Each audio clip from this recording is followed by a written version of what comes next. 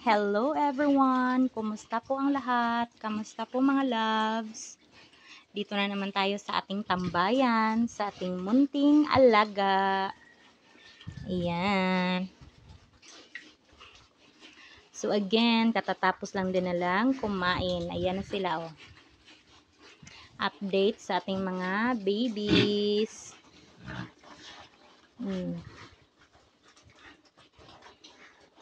Busog na ang ating mga alaga, mga loves. Simot na din yung mga pagkain nila.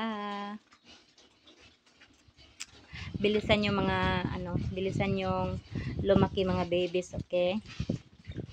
Bilisan yung lumaki at saka hahabol tayo. May hinahabol tayo.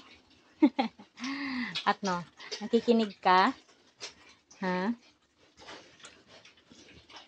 Itong isa mga loves, para siyang may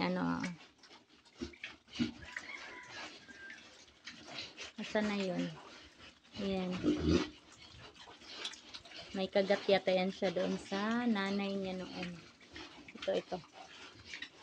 Dito sa niya. Dito.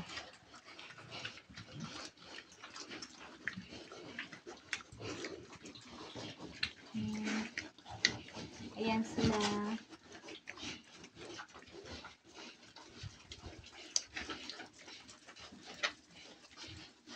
Ayan na ang update sa ating mga babies.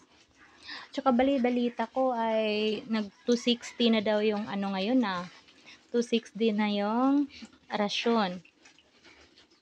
260 na yung rasyon. Sana nga naman. Sana ganun kataas at saka tataas pa. Para naman makabawi tayo sa mga dalawang dalawang pagkakataong pilde tayo. Kaya ito, bawi-bawi lang din.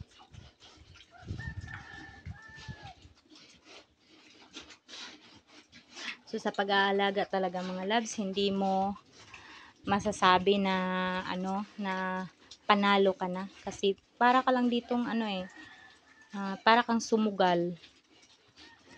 Yan. Para kang sumugal na hindi mo alam kung ikay mananalo o ikaw ay matatalo. Diba? Pero okay lang din yon, basta bawi-bawi lang yung puhunan natin. Kasi hindi kasi lahat ng hindi lahat ng pagkakataon ay hindi lahat ng panahon ay sasang-ayon yung pagkakataon. Kaya ganito talaga ang buhay.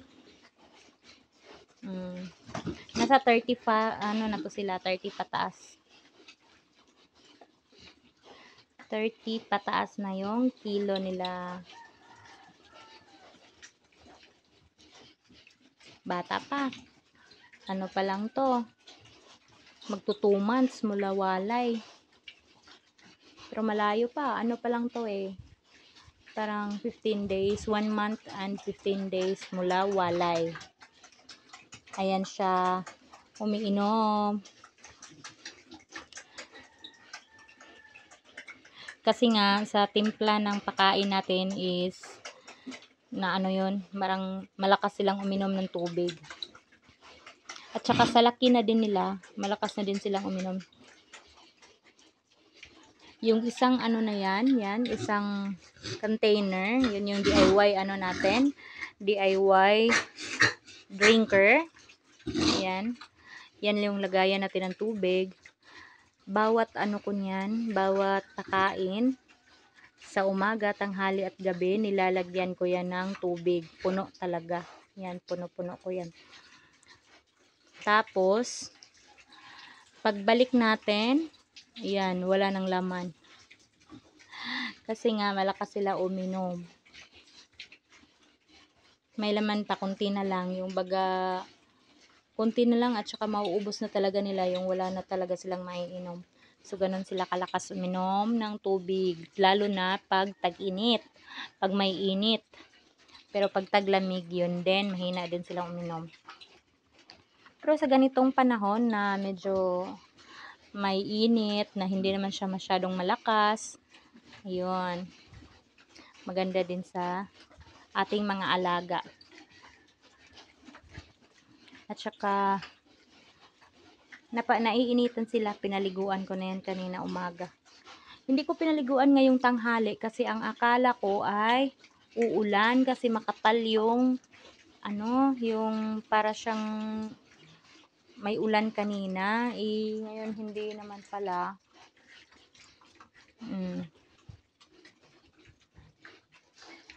Medyo uminit naman. So, ayan sila. Hindi ko pinaliguan ng tanghali. At alam nyo ba, pag sobrang talaga, yung sobrang init, na masakit yung init, pinapaliguan ko yan sila tatlong beses. Paliguan ko sa umaga, bago ako magbigay ng pagkain. Papaliguan ko din sa tanghali, bago ko sila bigyan ng pagkain, at saka sa hapon, bago ko rin sila bibigyan ng pagkain. Pero sa hapon, dapat, pag nagpapaligo tayo, wag naman sa yung wala ng araw. Magpapaligo tayo siguro dito sa mga 4, alas 4. Medyo naano pa sila ng init. Kasi nga, pag ganitong age, naiinita na yung katawan nila. Ayan, mainit na yung katawan nila niyan.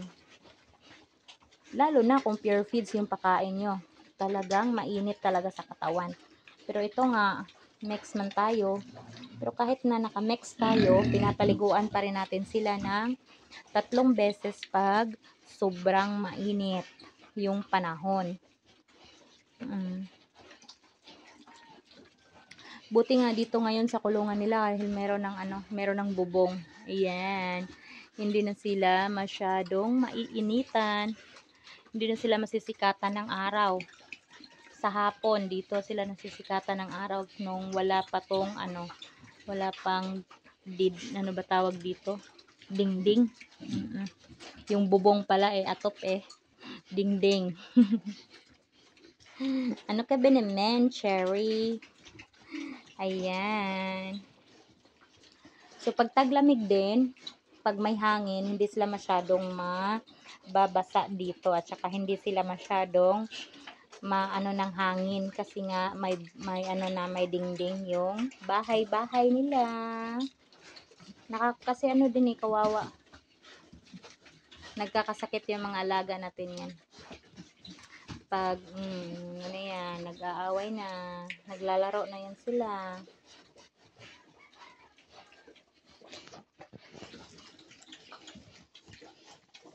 So, marami tayong lechonin. For the lechon na to pag ganitong stage. Diba? Pasensyahan nyo yan at magalaw yung camera natin kasi nga mahirap naman, maghahawak lang tayo ng cellphone kasi wala tayong stand. Hindi pa nakabili yung mami nyo mga biik ng stand kasi nga wala pa tayong sahod sa vlogging natin kaya wag muna. Saka na tayo pag nakasahod, pagsikapan natin at saka bibili tayo ng unting gamit for vlogging. Stand lang. Kasi may cellphone naman tayo. So, bilhan natin ng stand para hindi na tayo mahihirapan. At ayan. Lagay na lang natin dyan sa tabi at saka tayo ay nagsasalita. At makikita na din yung mukha natin palagi pag may stand. 'Di ba? Ganon yung nun purpose. Siya nagpapahinga. Pahinga na siya dahil busog na. At yung ibang kasama niya din.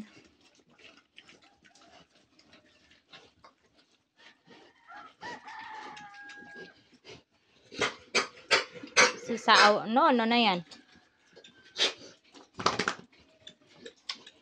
Naubos sila sa pagkain nila. Kasi nga, hindi naman uminom ng tubig. Uminom ka muna doon. Sige na. Mag-water ka muna, bebe. Water muna.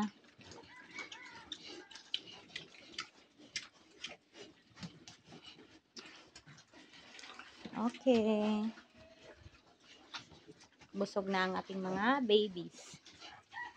So, kaya kahit pinupuntahan-puntahan natin yan sila dito na side, kung saan nagbibigay tayo ng pagkain nila at hindi na yan sila mag-iingay. Kasi nga, sila ay busog na. Ikaw, bakit nandyan ka uminom? Meron naman doong drinker. Tatamad mo talaga.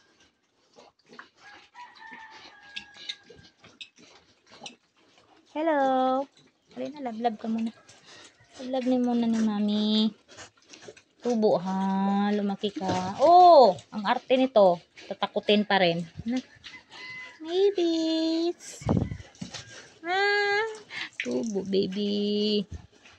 Oh, tingnan nyo.